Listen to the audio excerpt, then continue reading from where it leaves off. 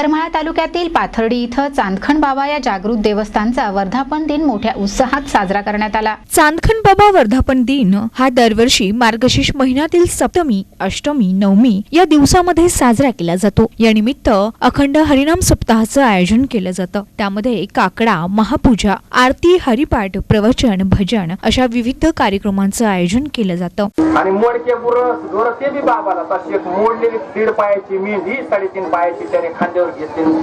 कोणाला देतोय? मनातून देतोय ना, मग चांगली द्यायची ना। शेवटी दोघात भांडण लागलो, त्यांनी मोड बंद केली, यांनी मेंढ्या मोकलून दिल्या, म्हणले गावात पाठला कर जाऊ। जाते रस्त्याने एक माणूस घोड्यावर बसून चालला होता। पहिला म्हणला, याने माझ्या मेंढ्या सापडून दिल्याबद्दल ही मेंढी मी त्याला बक्षीस देतोय। दुसरा म्हणला, मी याची मेंढी मोडली नाही, तू म्हणतो हा म्हणतो तू माझी मेंढी मोडली। घोड्यावरचा किती शहाणा होता तो म्हणला। चांदखण बाबा देवस्थान हे एक सिद्ध चांदखण बाबा हे पाथर्डी येथील ग्रामदैवत आहे। या सप्ताहानिमित्त गावासाठी या दिवशी महाप्रसादाचं आयोजन केलं जातं। या गावातून परगावी गेलेले या गावचे लोक या कार्यक्रमासाठी येतात। पुढील वर्षापासून चांदखण बाबा वर्धापन दिनानिमित्त 7 दिवस अखंड हरिनाम सप्ताहाचं आयोजन केलं जाणार आहे, असं यावेळी ग्रामस्थांनी सांगितलं। आपल्या गावातला हे चांदखण बाबा मंदिर आहे, हे नवनारायणपैकी त्यांचं शिष्य 84।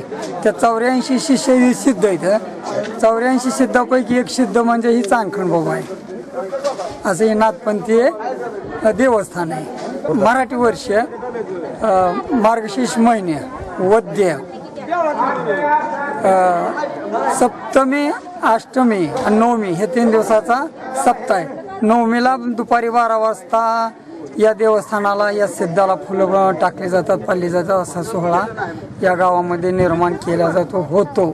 असं दरवर्षानुवर्षी 17 वर्ष या वर्षी पूर्ण झालं।